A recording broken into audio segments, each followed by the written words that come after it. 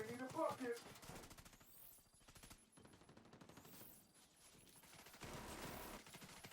Armor's fucked up.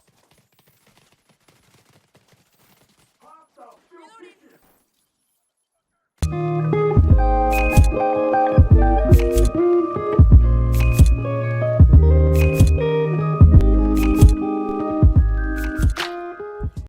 What is up, squad? Your boy Jesimein. I'm sorry I've been ghost lately on the channel.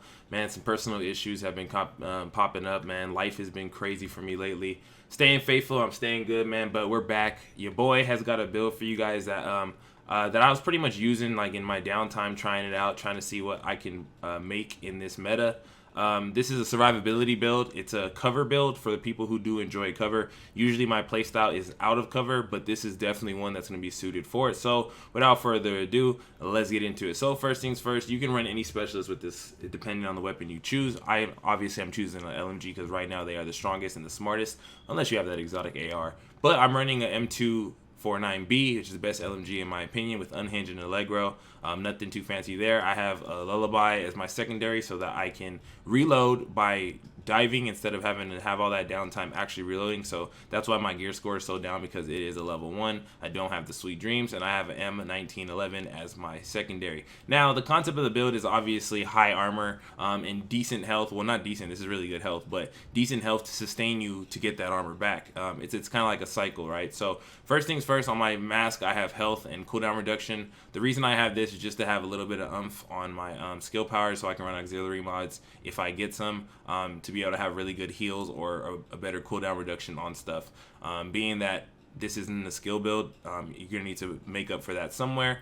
And the reason I chose Providence is because you get that 10% skill power, plus I have cooldown reduction on it. You can easily opt for something else. Probably go ahead and get another Gila, or just do something that's going to be like, if you want to use a sub, you can probably use a Solikoff mask or anything, right? So you can definitely switch it off. My reason is just so I can have just a little bit of skill power to work with, just enough to get the auxiliary mods and work and be able to get something unlocked. So you'll be able to change depending on what you do with that. Going to my chest piece, I'm rocking an Alp Summit chest piece. Obviously, for most people, you guys know, they get the best rolls. And what's cool with this is I get another cooldown reduction to help out my skill cooldown.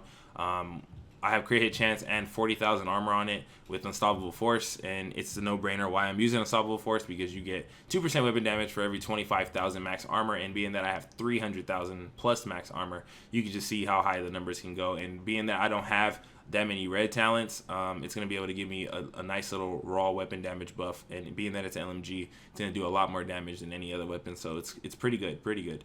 I'm rocking, obviously I have 12 blue, so I'm able to hit that requirement no problem. Utility, skill power, and shield skill power, defensive protocol, health regen, armor on kill, another system mending mod, armor, protection from elites, and total armor.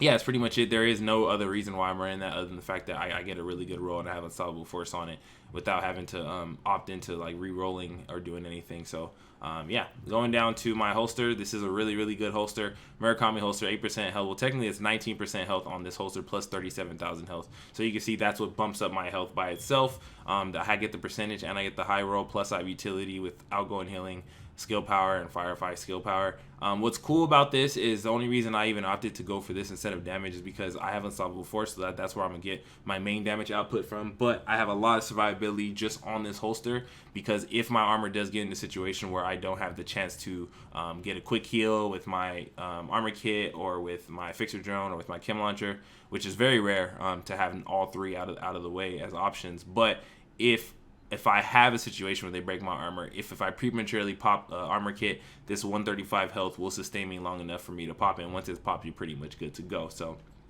that's how the cycle works. RNK, I just have it for hazard protection because I wanted just to get as much overall survivability as possible. So being able to dodge, or not dodge, but sustain some of the fire damage from survivalist or the demolitionist or the frags or anything, being able to have a little bit of protection from that is really good. Weapon damage, armor, and crit hit chance on here, as well as efficient. Efficient's a critical talent for this set because you're gonna be able to have an armor kit and almost have I would say like 3 times as much as you usually do across using all of them. And being that armor kits directly go for armor, it's better to heal that than it is to health. So I'll be able to get 312,000 armor every time I pop one of these with a 50% chance not to consume. And what's really good about that is I don't see another talent that can fit in here that would necessarily work better other than Safeguard. But I mean, Safeguard's temporarily, while efficient, it's always active. So I like that. And being that my build's based around armor, I'd rather have as much armor kits as possible with all those heals being able to stay in the fight way longer. And I have armor, total armor, and armor regen on the backpack mod slot. Going down to the gloves, this can difference depending on you. Your obviously your miles will vary. I just have a health glove with crit hit chance and surgical. I'm obviously gonna probably roll like LMG. Like I have a glove with like 11% LMG damage. I'll probably just roll that over onto here, just give some more damage to the LMG or whatever gun you're using. You can obviously do whatever. I have surgical for crit hit chance. I would change that, but I mean, I would rather just opt for having the damage on here and then having the free 5% crit chance on an LMG. If you have a sub, it's even better for you because you probably hit that max crit and you can probably just get a critical chance glove that has clutch on it. My bad, I was trying to think what I was about to say. And you'll be able to get your health back and be able to kind of sustain that fact, but you would need 4 or less, so probably not. So just depending on how you roll it, you probably can't even run. I'm gonna tell you, you can't run clutch with 300k armor. You can't. So I'm just put that out there. Going down to the knee pads, total armor, hazard protection, obviously the 2 things you get from Guard, which gives me 30% hazard protection just from my gear alone, which is really good just to have on the side. Plus, obviously, 5% total armor is what's buffing me up. Plus, I have health on here just to balance it out. Remember, you want to have I know you want to go for like 400k armor, but you got to have some backup plan whenever your armor does get bursted off or you're in a situation where you're about to die. The health is what's going to be clutch for you. And patience, after being in cover for 5 seconds, armor repairs by 5% every 1 second. Everybody knows how powerful this talent is. I believe it's been nerfed a couple times or changed around, but it's still really good. And the more armor you have, the more effective it is. You only need 6 or more defensive slots. Obviously, I have 12, so I'm good. And I have a 5% every 1 second from a pool of 312,000 armor, which is a lot of armor every tick. By the time your opponent starts reloading or they reposition, you already got like 15 or 20% of your armor back for free in the middle of a fight, not including when you're using fixer drone or your chems. So you can see how powerful sitting in cover can be with this build, especially in PVE for the people who want to use it to do the raid or anything. It's definitely going to be effective if you have a hold down position and you need to be somewhere without dying. So that's really good. Defensive protocol mod slot with health, armor regen, and skill health, and another defensive system ending with armor, total armor, and protection from elites, which is always good, especially protection from elites in the raids. They're hella annoying, so being able to have any resistance towards that is really good. So that's pretty much the build, you guys. And if I have to explain the concept of how I would use it and how I've been using it, even when you don't have to be, stay in cover. They have to push, obviously, when you're cover anyways. You get cover. If you play it smart, they wouldn't probably going to take off your armor in the first place. And if they do nitpick at you or snipe you or something, it's an easy heal for you, right? You just stay in cover. You're getting healed over time. You pop your fixer drone. You're going to be getting healed indefinitely until it pops up. And then you have your chem launcher as your backup for the little baby burst heals if you got that. And if you have amazing auxiliary mods and mods for this, you can kind of play around with it. 300k is a little bit overkill. I still feel like I would be fine even if I had 250k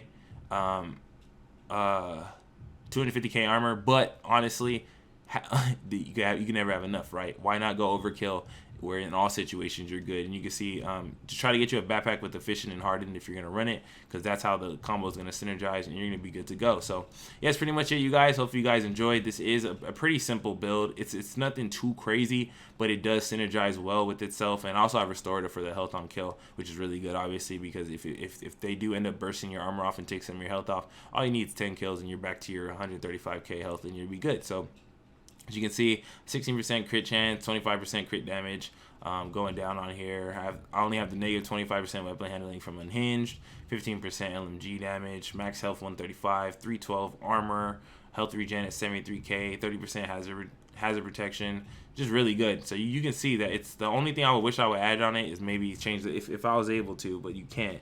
Is if I was able to have the armor on kill from the Badger set, but you know, beggars can't be choosers, and almost 20% skill cooldown reduction, which is really good. So yeah, that's pretty much it, you guys. Let me know what you guys think below. A lot of you guys probably already have this kind of build, but I honestly think this is something good to share, especially for newer players. If you want to find something that makes you comfortable, and something that you can actually probably take into the raid and do really, really good with, especially if you have the position for it. So it's been real. Thank y'all so much for stopping by, man. Hey, keep your boy in prayers, man. We're gonna be all right. It's been real. Your boy is out.